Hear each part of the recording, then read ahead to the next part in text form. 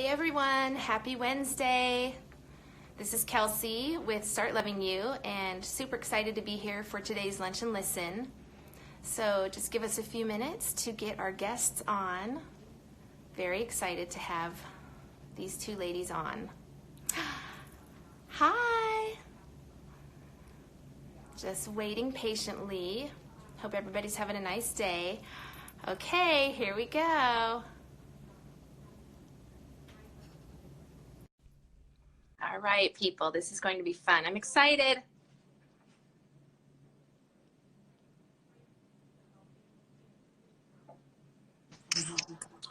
Hi, ladies. Welcome. All right, Thank you. Everyone, as you hop on, say hello. If you have questions, let me know. I do have questions here from people from asking in our stories. Again, happy Wednesday. It's Kelsey with Start Loving You and our Lunch and Listen. And I'm so excited to have Kyla Mowrer and Britney Calkins on to share their story of surrogacy. So get ready for the ride. I'm super excited. They've never been interviewed. I know you've shared your story, I think, at your MOPS group, but you've not been interviewed. And I do have some questions, but we're going to keep it fun and light and easy. And, well, I guess some of it might not always be light and easy, but we're just going to have fun, girls. So I'm excited. Sounds good. Start by introducing yourselves. Maybe Kyla, you start, and we're on your platform right now too. Hi, Christina. So if you want to get started introducing yourself, and then Britney, introduce yourself, and then we'll go from there. Sure, yeah. Hi, guys. My name's Kyla, and I live in Liberty Lake next to these two lovely ladies, and have been married for 14 years, and now thankfully have two little boys, age almost 9 and just turned 3. So there you go. And don't forget the Rodan Fields. You're also a busy entrepreneur. There you go. Okay, right. Miss Practiced law for 9 years and now doing something totally different. Right. So it's great. Yeah. That's right. Yeah. Brittany, can you come in a little bit more? I can't see you. Yes, you see me Get okay? tight. We're nice snuggle. and Yeah, we're used to it. There you go. Okay. Great. Well, thanks, Kelsey. So, same as Kyla, born and raised in Liberty Lake, and have been married to my wonderful husband for 10 years. After college, I traveled around a little bit for my work. I was a recruiter for a medical device company, and then met my husband, and so we traveled for his work a little bit, and then we've been settled back here for about 4 years now, and we have 3 kids, an 8-year-old daughter, a 5-year-old son, and a 7-month-old daughter. Incredible. And you both are married to Marks. Yes. And we have the same street address, same numbers. Isn't that funny? Oh, you really? I did not know that. And you're like, I don't know, a block apart. It's bizarre. Yeah, and exactly. I'm a block away from both of you. So I am so excited to just delve into this. How did the idea of surrogacy come up? I know that Kyla, it started with you, trying to have that second child, I believe. But go ahead and give us an idea of, where it started. Yeah, sure. How much time do you have? No, I'm just kidding. We'll keep going. Yeah, I mean, I got my water. Yeah. I'm good. There you go. You're set. No, I mean, I think in a nutshell, it really started many years ago. I didn't even know it at the time, but I had several surgeries before we even tried to conceive. And then when we did have our firstborn through IVF, I had complications with that pregnancy, surgical procedure while I was pregnant, bed rest. He was in the NICU for a month. So even with all that being said, we just assumed that we would be prepared and do it again. And unfortunately, after having him, we went through several other IVFs that failed. We did have 2 additional pregnancies that also resulted in miscarriage. And so with the final try, we actually went abroad and we worked with some doctors from England to try some different medical procedures, just because I was willing to try anything at that point. And then when that IVF failed, at that point, there had been 10 embryos that we had not worked. And so we just knew that at that point it was not meant to be, and that I was kind of out of options as far as carrying myself. And so then I really started looking into not only surrogacy, but adoption, fostering to adopt. I looked into surrogacy abroad. There's actually several clinics in India, spoke to several couples that went that route. Looked into it, here locally with agencies in Oregon and Idaho. There weren't any agencies in Washington at the time. Oh, wow. Washington just recently kind of legalized, so to speak, surrogacy. Weird term, but that's exactly. In a kind of a fee for service type format. It wasn't before in Washington. So, and honestly, all of the options seemed really expensive, really overwhelming. We had already, spent more money than we ever imagined up to that point. And so then we started just going kind of word of mouth through physicians, doulas, midwives. And I met with 4 different women, and it just didn't feel right. Every time I would leave feeling defeated. And, but that's how it came up, basically, was we were out of other options. We thought we had an option at one point, and then when that, didn't come to be, it sent me on, this journey of some other searching. So it was many years in the making. Oh my gosh, it sounds like it's so like 5 just with the third surrogacy, because I know that, well, spoiler, I know that Daniel's turning 3. yeah, exactly. But so was it a couple years before that when Dayton may have been how old when you started this? I mean, that's a long journey and daunting. Yeah, it was. We started, Dayton was just he wasn't 2 yet when we started to go with IVF again. And then Daniel was born almost 6 years after Dayton. So it was probably about 4 years from start to finish, but probably 2 years really focused on the surrogacy part and trying to figure out the best option and all of that. So really quick before we talk to Britney for a few minutes, one of the questions that somebody asked was, how did you get your husband on board, or was it his idea first? And I'm meaning this for your mark, Kyla. Yeah. No, he was on board, honestly, I think from the beginning with kind of whatever I needed. I mean, I really desperately wanted our firstborn to have a sibling. And I'll be honest, though, he was like, if it's meant to be, it will be, and I'm content if we only have one. And so he kind of let me take the reins because I really was pushing. I think it was hard for him because he felt like, oh my gosh, she is so obsessed about this, and will she ever rest,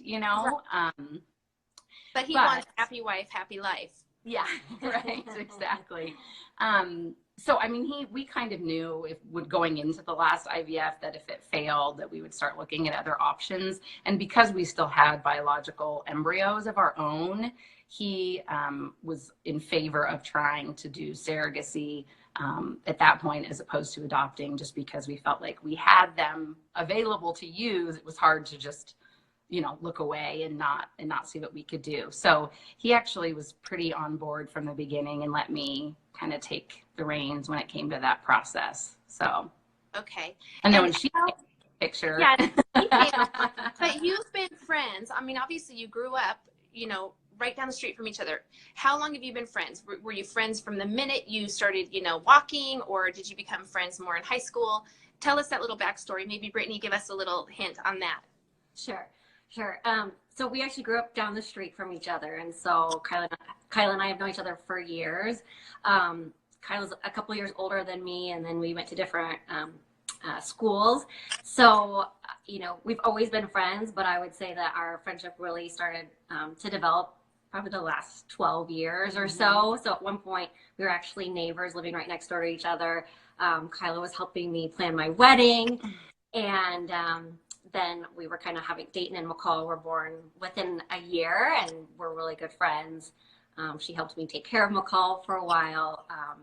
And so that's kind of when our friendship really took off. And then obviously through this experience, we've been more close. So. Right. What happened? How did you decide to bring it up to Kyla? Or Kyla, did you ask Britney, or did Britney, I feel like we've talked about this a little bit in the past, Britney, and you kind of had it stewing in the back of your mind, but you wanted to make sure that you were able to do it? Correct. Yeah. I think just seeing Kyla go through this experience, and as I said, we were living next door. And so being so close to that, just felt like one heartbreak after the next for their family. And it was really hard to watch as a friend. You know, I remember coming over one morning and she got the call that yet another round of IVF didn't work. And I broke it down in tears, and she's like consoling me. And I just remember so many times coming home and just telling my husband, like, this just isn't fair. This isn't fair. Like, you know, two of the most amazing parents, and all they want is a sibling for their son. And so it was actually, we were living in California at the time, and Kyla and I were talking, and it was kind of like their last hope, or their last idea had fallen through the cracks. And you know, I remember hanging up the phone, and it was just like this crazy feeling that kind of came over me, and it was like, I could do this for them. I want to do this for them. And I got really excited, and then I got really scared, because I was like, oh crap. I think I knew in that moment, just knowing myself, that this was something I was going to do for them. But it was a long process after that. You know, I wasn't going to go talk to Kyla until I had done all my research. I met with my OB, who said, you know, you need to wait till your son's a year old. He was just 6 months at the time, to let your body fully recover. I didn't know anything about surrogacy, so I wanted to do a lot of research. And I did all of that before I even talked to my husband, so I kind of had all my ducks in a row. And then sat down with him on the couch one night with a glass of wine, and he was 1,000% supportive from the get-go, which was amazing, and I would say huge, right? If you have to have that support to do something like this. So, but then, you know, we obviously had the timing had to be right for our family, and we were in the process of moving back here, and he was starting a new career, and so it was wasn't until about like 7 or 8 months until I approached Kyla and said, you know, this is something that I want to do. We want to do for you, you know, because the timing felt right for our family at that point. And, you know, my son had turned a year, and it was something that I really needed to process and just make sure that, you know, I mean, it's obviously amazing, but there's risk involved. There's so many factors that I think you have to really think through before you take on something like this. Oh, it's a huge leap of faith, and I'm already getting teary-eyed. I'm sorry. And I mean, I see you guys all the time, and so welcome everybody that's joining us. And if you have questions, please, you know, let us know. The gals can always hop on later and answer them too. This will stay on here for 24 hours, and we'll record it. So you moved back and right next door to me, and is that when you told Kyla, or did you tell her before you moved back? You waited until you moved back. You waited till you were situated. Mark was happy in his new position. Right. McCall was, no, your son, Connor was 1. McCall was what, 3? Something like that. No, okay. Yeah, 3 or 4. Yeah. So you already had 2 kids. I think that's important for people to know. And then how did you approach her? How did you tell her? Did you say, hey, let's get some wine? Or did you kind of? I said, do you want to come over for some coffee? And, you know, because Mark and I didn't have like a definitive date per se. He kind of had to get through some big tests that he was going through for his licensure at school or at work. And so it was literally like the night before. I said, I have coffee with Kyla tomorrow. I'm going to tell her. And he was like, okay, here we go. And so Kyla came over, and I remember I was nervous. I was like, there's no turning back after this. Like, this is really happening. And so, yeah. Oh my gosh. I have something to tell you. And she's like, are you having another baby? And I said, that's what I was not saying. yet. Oh my gosh. I know. She was like, do you want to have coffee? And then without the kids. So I was like, yes, but but I didn't think anything of it. And then we were supposed to meet at Starbucks, and that morning she was like, why don't you just come to the house? And then I was thinking either they're having a baby, and everyone's always so sensitive, which is so kind, but unnecessary, like to tell me. Because last time we did this, she told me that they were moving, and I was so heartbroken. So I was like, well, I know they're not moving because they just moved back. So yeah. I didn't, I had no idea going into it. And I specifically remember you saying, you're like, I'm just going to start from the beginning. So then it was like this long story of how you arrived at that decision. So you couldn't really say no. right? Yeah, I mean, she'd already done all that research, all of the testing for things that, you know, would help move things along. So did it even cross your mind to say, oh my gosh, Britney, no, I don't want you to do that? Or was it like, you're an angel. You're my angel baby baker, which is what you call them, angel baby baker.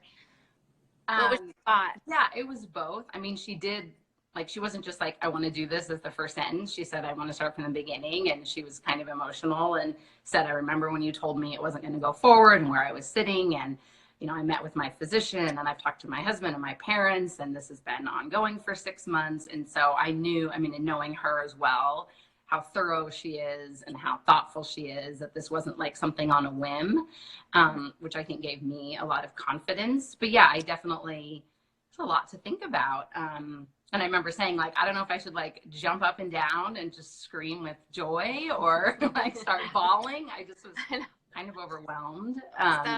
Many emotions. And then that turned into like an almost 3-hour conversation about all of the things, because, you know, there are physical risks. Obviously, there's, if they ever wanted to have a baby again, which they didn't know for sure at the time, but that could prevent that depending on how the pregnancy went. And, you know, just lots of legal things, and just so much goes into it. And what if the baby's unhealthy or you're unhealthy? You know, who makes decisions? And, you know, so but it was funny because every single thing I brought up, she was like, yep, I already thought about that. Or, yep, I already talked to Mark about that. Oh, I wish you had a recording of that conversation.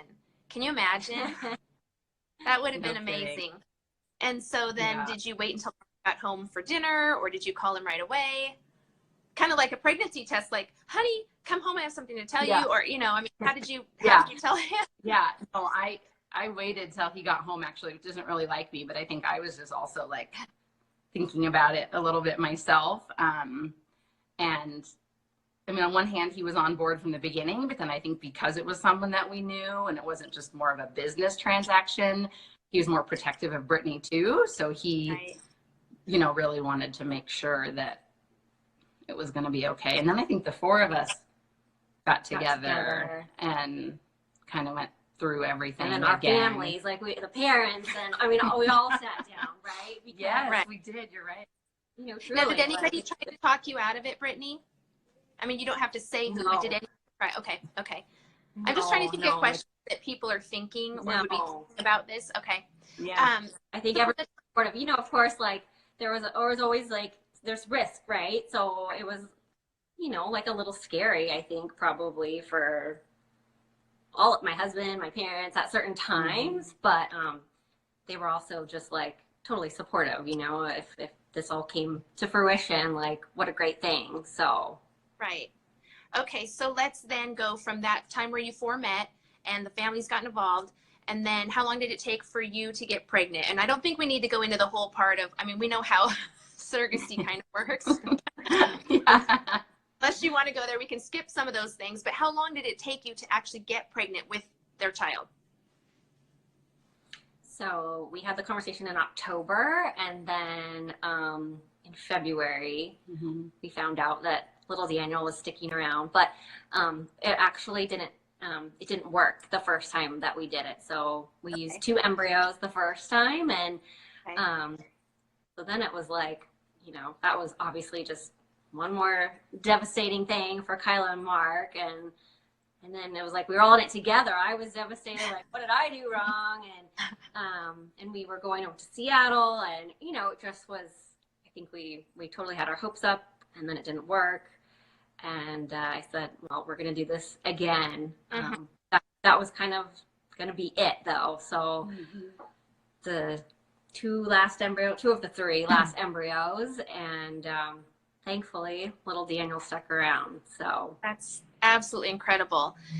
And she was amazing because she, like, literally, I mean, the day that they told us, she was ready to roll. Like, it wasn't like, okay, now in 6 weeks we can't. I mean, it was like, you know, once we all agreed and it was a go. I mean, and so it actually was incredible because there was all of that kind of forethought had been done before. And so we did. I mean, like you said, we all know it's a lot of, but you know, when you do this, you have counseling sessions as couples to make sure that they sign off and send to the clinic. And then obviously she has a lot of physical exams, lots of meds, huge legal contract. So we had to get all of those things in place before we could really start the transfer. And then, like she said, the first one did what often happened to me, which was positive and then negative. And that was hard. Like, I think I had been so used to being disappointed, but to feel like I made someone else disappointed on my behalf, like that was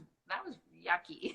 I just felt like, I remember saying to my husband, I'm like, I just like gave her heartache, like that she, and so, but she was just so steadfast and like, okay, next we're going to try. And we just rolled right into another transfer. And like she said, thankfully that one worked. So did you do the transfers in Seattle? We did. Yeah. Is there a clinic there that you can mention for people that might be interested? Yeah, there's several, but I had worked with some before, and Pacific Northwest Fertility is the one that we used, and they're at Swedish. And yeah, they're a fabulous group, small enough, but very, very, educated and have been around for a long time. So we chose to use them. It was just the right option for us. I had been with some different ones in Spokane as well, so it worked out. That's perfect. Well, and I know that surrogacy is really not that common. I actually did a little bit of research trying to figure out, how many, they call it gestational surrogacies. There have been, and the last numbers that I could find were like 10 years ago, and it was, 1,200 in the whole country. So, I mean, Daniel's one in a million, obviously. Just, an amazing, like Sarah said, God meant for Daniel to be here. Sarah Grachik. Hi, Sarah, and everybody else that's joining. Merritt and Liz is on here. So a couple more questions that we have from people. And, this can be a touchy subject, but I don't know if it is. A few people want to know, and I have a feeling I know the answer. I don't think it's legal to pay someone for surrogacy in Washington state. I know it's legal in some states, and in other states it's completely outlawed was the word I found when I was researching. How did you deal with that? Was it, arranging to pay for Britney's, medical care all the way through, and for Daniel and whatever, how did you work out that part? And was it in a contract or was it spoken? Yeah, no, that's a good question. And now actually they did legalize payment for surrogacy in Washington, but at the time he was born, they didn't. So that's why we were looking at, Oregon and Idaho agencies. And so we were required under Washington law, we had separate counsel, and our actual contract says, that no payment can be made. And so we just tried to do things in kind. I mean, that's kind of uncomfortable to talk about, but yes, like all medical coverage, anything that wowould be out of pocket, of course, we covered. We tried to do extra things like massages and acupuncture and gifts. We took their family on a vacation. We just tried to do some things like that, to make, maternity shopping. I would just try to do everything I could. Like, whatever you want, it's yours. Which is maybe the only time that we like argued a little bit, because they were so gracious and generous in just, caring for, making sure all my needs were met, and which was not what I wanted. That had nothing to do with why I wanted to do this. And so while all of that was unnecessary, it was very nice and just, reassuring that they really cared about me. But I would be like, Kyla, stop buying me maternity clothes or doing all these things. And we did talk about it in the beginning, and she basically said, like, if there's just like cash payment, I won't do it. Yeah. So we just, like I said, tried to do other things. And most of the time, you do pay through an agency. You pay large agency fees, and then you also pay the surrogate as time goes along. So you pay for the initial transfer, and then you pay when there's so many weeks, and then you pay when there's so many other weeks. And so that's how that process works. I mean, of course, all the legal fees. I mean, basically there was just the goal that nothing would be, they wouldn't have anything on their dime, so to speak. And Right. Get That's as comfortable as possible. Liz said best friend goals. Oh, these two are total best friend goals. That's for sure. Yeah, I read that in New York State, which I think had the first surrogacy problem, if that was the right word, back in maybe 20 years ago. And so since then, the law has been passed that if you do pay someone for surrogacy in New York, you'll actually get fined $10,000. So so it's really interesting. State is different. I know the Kardashians had their child in California recently, and they were able to pay because I think they call it commercial surrogacy. Yeah. So, yeah. And it's changed a lot too. Like it's becoming so much more common now that it's, becoming more mainstream and more agencies are, Is that Mark on here? Yeah. Hi, Mark. Do you want to tell us your side of the story? Yeah. Mark's amazing. He's amazing. Both Marks are amazing. And so a couple of questions. One person asked, okay, Britney, try to explain what it was like to be pregnant with someone else's child, and how did you explain it to McCall and Connor? And anyone else that asked. And I was one of those people wondering, because my daughter would come over and babysit, and I'm like, I don't know what to say. You don't know. It's a secret. You don't know. And so how do you share it to the people that you know and love you, so that it feels comfortable for everybody involved? Yeah, that's a great question. I feel like people are always curious about it. And frankly, it was kind of, when we started it, I said, Kyla, I'd rather not. I didn't want to broadcast it. Number one, because I didn't want to be in the spotlight or the limelight. I was trying to just fly under the radar. But you kind of just fly under the radar and have a baby for somebody. Right. After a while, you can't stay out of the radar. No, I just it's hard in this community. She's very humble. Yes. Yeah. Yeah. No, but you kind of don't know. Because it was, it's not a super common thing. We didn't know how people would respond, and there were people that thought it was weird or all those different things. But that was one of our top things is we need to address this with our children. And so I remember I bought a book about, it was like Sophie's Broken Crayons or something, and it was an analogy that basically talked about how you do something in kind because someone else needs it, and the kids they didn't bat an eye. I think they were even still, it was just, we kind of explained that Kyla's tummy was broken, and so mommy was going to carry the baby. And I'm sure as they get older, they'll be like, how did that happen? But they really thought, they really just, it was just kind of felt normal for them. And I think for Dayton too, right? Yeah. And then what was the second part of the question? Well, what about seeing strangers like at Target? I mean, I know that you are humble, and you probably found some gracious way to hush them. But did you get strange? What happened? Would you have people ask you, oh, when are you due? How many kids do you have? Did you tell them, or did you just keep it quiet, keep it simple? It was funny. Sometimes I just would be like, yeah, I'm due in October, having a boy. And I would just kind of go along with it like it was mine, because it was just easier that way. And sometimes if I felt comfortable, I would tell strangers. And, it was always fun to see their reaction. For the most part, people thought it was amazing and wonderful. And but people always asked me too, like, was it hard to give him away and all those things, it wasn't. And I think going into it, I just, I was so focused on what we were doing. And my OB explained it like, you're basically the vessel carrying this, or you're the oven baking this child, and he wasn't any part of me. And so I think had it been my own child, that would have been a different, feeling for me. But it really just, that was kind of my mentality, is I'm carrying their baby for them. And so it wasn't weird when he was born. And in fact, it was just really sweet and special. And Kyla and I talk about being in the hospital that night together and passing him back and forth. And, I kind of described him as like a nephew, he's, obviously it's a different love than I have for my own kids, but I love him, and he's darling, and I get so excited to see him, and there's selfish gratitude, or there's a selfishness in it too, because, it's just so heartwarming when I see him and I see them together and see their family complete. Okay. No. Seriously. You are an angel.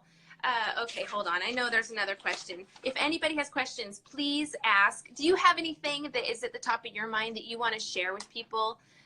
Like, did you have complications during the pregnancy, Britney? You know, Kyla, I know that you took a long time to figure out how to nurse Daniel when he came. So those are big things. Can you talk about either one of those things? Yeah. No, I mean, I think like the one thing I would say, especially if this is something that people are like curious about or potentially interested themselves. I mean, okay, hopping back on. I'm not sure what happened with our lunch and listen, but we're finishing up with Kyla and Britney, so hopefully they're going to see me and hop back on. Got a few more questions here. Can't wait to ask them. Let's see. Hello. I don't know what happened there, people, but we're going to get back on here. Okay, I don't know what happened. Let's grab you back on.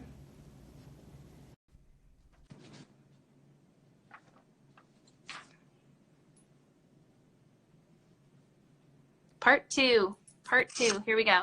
I'm not sure what happened. I know all of a sudden it was like, thanks for being in Start Loving You's video. Goodbye. I didn't catch a thing. I don't know. That was funny. I'm like, we're not done yet. Okay, so Kyla was going to answer that. Yeah, well, I was just going to say that I think, you know, we make it sound like it is and so amazing and lovely and all roses. And honestly, I think 99% of that was true for our situation. But I think that's because of our relationship and because of our communication. I mean, it's a lot to talk about. And so I think being able to really communicate through the process and really be honest with how you're both feeling and all of that is super, super important. So, I mean, that would just, I guess, be one thing I would like to highlight is just the importance of communication and being able to freely discuss everything with the other person. Is super important. She can talk about the pregnancy itself, but I do think proximity, you know, if you can, is really special too, because we did really get to do everything together. I mean, as far as all the OB appointments and, you know, all those kinds of things. You know, I got to see her and touch her belly and, you know, talk to the baby and do all of that as well, which, you know, in a perfect scenario is pretty wonderful. Oh, that's amazing. So speaking of communication, and thanks again, people, for coming back on. What were you, when you had complications, if you had complications or you were just feeling crummy one day and maybe you had plans to go do something with Kyla or whatever, did you communicate, you know, I don't feel well. I just don't feel well. Or were you able to, you know, tell her about the complications, or were you worried that you would make her nervous? And just the communication, you just communicate the best you could and see how it went? Yeah, no, I feel like we had very open communication, and I felt like I could always tell Kyla how I was feeling. I mean, you know, I'll be the first to say, my husband will be the second to say that I'm not the easiest pregnant person. You know, some people love being pregnant, and I'm not one of those. And so there were times where it was hard and I was feeling crummy, especially at the end. I was having so much Braxton Hicks and, you know, and so yes, I would share that with Kyla, but I also didn't want to be like, oh, I'm so miserable today. And, you know, like that doesn't make her feel better. And so, right. But she was great. If I was like, you know, I'm just kind of having a crummy day, she would come take my two kiddos and help me out that way. And which was really nice. I mean, truly, I feel like this experience did kind of take a village, you know, and my husband was truly my rock. And I think without the support of him, I certainly would not have been able to do this. But also, obviously, without the support of Kyla and Mark and our families too, you know, that was your families are right there too. So I mean, it really did take a village in your case. So someone asked, and I couldn't see who it was, but they said, "Is this kind of a one-time thing? The idea of surrogacy for you?" And of course, I know the answer to that. Yeah, people have asked me that. You know, I probably this is it. I have thought about that because my younger sister is now pregnant. So I was having those thoughts, like, what if she had difficulty, and would I do this again? And in that case, I would definitely, but it's a lot. It's a lot. So And I feel like it takes two of the right people, you know, and Kyla, it worked out great. I don't think that I would be able to do this for just anyone. I really feel like it takes the right two people to make this work. I love that. Okay, somebody's asking, did I miss the answer to this question? So they're super interested to know, how did you do the nursing thing, since you didn't have you were carrying somebody, and so you weren't able to build that milk?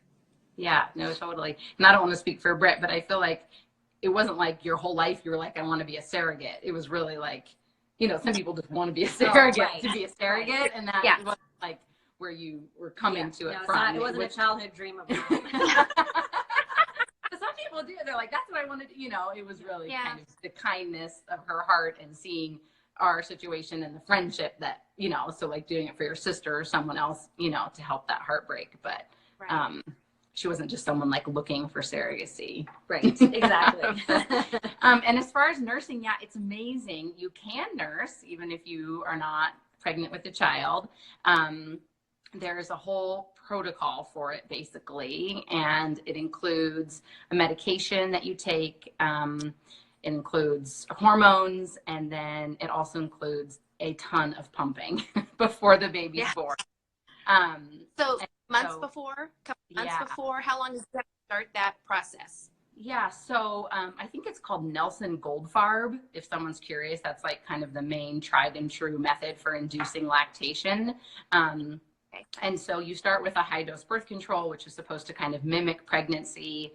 And then you stop that abruptly and you start another medication, which is actually a GI medication, but the side effect is lactation. It's not prescribed in the US, however, so you have to get it abroad. So, you know, it's a little complicated. And then you pump every 3 hours, just like you would with a newborn. And I started that maybe 6 or 8 weeks before he was born. So not like months and months, but probably about 6 weeks before he was born.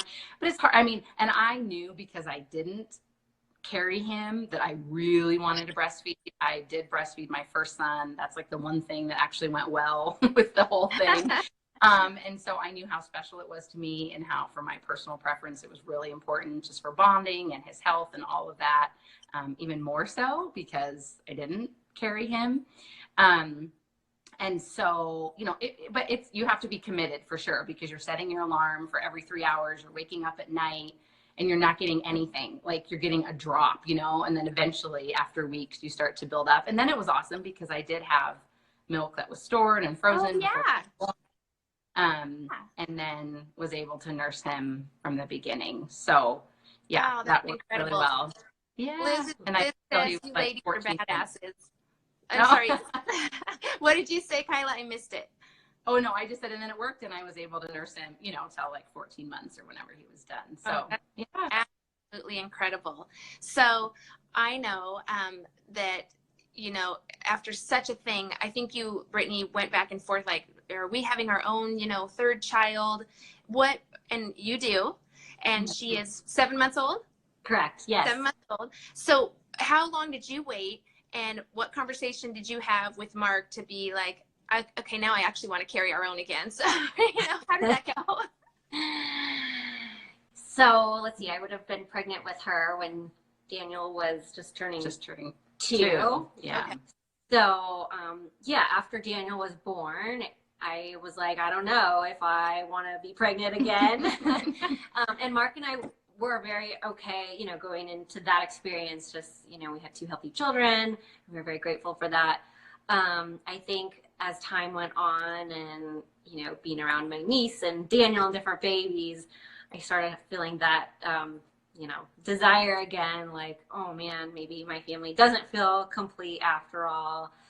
And Mark was very supportive of that. You know, I feel like it kind of almost like brought things full circle, because, you know, not that, I mean, giving Daniel, having him, that was wonderful. And it doesn't feel like anything was missing after that necessarily. But I think just having my last pregnancy be my own just was really special too. And I told Kyla this, having it be my own the last time around too, it made me think more about just, even though Kyla was nothing but grateful for what I was doing, I'm sure at times it was hard for her, right? Like, here I am with my, you know, I'm feeling all of her baby's kicks in my tummy. You know, she didn't get to feel or experience those things. And she would never say that, but, you know, I thought about that a lot this last pregnancy. Like, I get to feel all these things and it's my baby, and she didn't ever get to experience that. So I guess it kind of just maybe brought everything full circle for me personally. Oh my gosh, you were two beautiful souls. Any last words of advice if someone is curious about doing this? And I don't even know, maybe from each of your perspectives to wrap it up. Yeah, I mean, I think honestly, it was such like a dream come true, our situation. And so I almost feel like guilty because I feel like there's very few situations. I mean, you know, maybe a sibling or a cousin that you're really close to and have that family support and that proximity and all of that. But it feels uncomfortable to like try to offer advice because I feel like we're so blessed with such a unique situation that it's hard to be like, oh, it's great, do what we did, because it's just, we're so lucky to have the way we did. But I will say, because I think people wonder about, like, Britt mentioned it, but even just like the birth and then after, and, you know, my baby, but her and all of that. And that part is like, I mean, that day is just one of the absolute best days of all of our lives, I think. I mean, just the coming together and having some baby be born out of true love. And it wasn't, you know, an agency contract. It wasn't a business deal. And to have that and, you know, just all of the love and support in the room and being together and all of that is just amazing. And I think people wonder about like awkwardness with that and afterward. And like she said, it was 2 women in the hospital after a baby is born. I'm telling you, it's the way to go.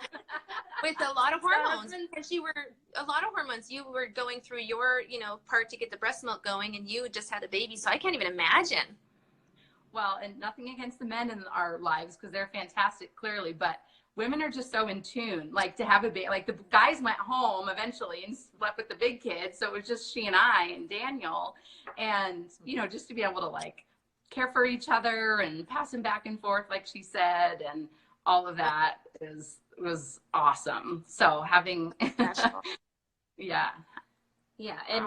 And from my chair, you know, just, I think, you know, if someone's thinking about it, I think the biggest thing is it's not, to me, it's not a decision that you make overnight or even in a week. You know, it was something that I thought about and Mark and I talked about for months. And, you know, because there are all these what ifs and risk factors, and it was a scary journey at times, but I just kept saying, you know, the benefits and what could come out of this far exceed, you know, the potential risks. And so, you know, if you have that mentality and can just stay focused on that, right? Like, I think in my mind, it was like, this is happening and I'm not going to see it any other way.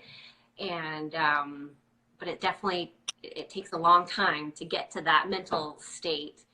And it's so worth it. Oh my gosh, if you do it, it's just, you know, and I tell Kyla, like, even though in the moment during that time, it felt, you know, at times like a long experience or whatever, now it just feels like this little blip on the map of my life, our life, you know, and it feels so small, but yet it's not. And just so worth it.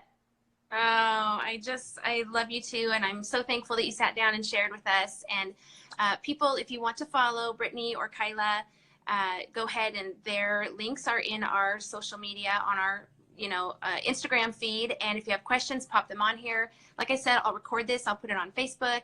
And I just thank you so much. I'll come by your house and give you both hugs. Thanks for letting us. Bye. Thank you Thanks for sharing. for letting us share. Thanks, Kelsey. Thank you. Bye, everybody. Have a nice Wednesday. See ya.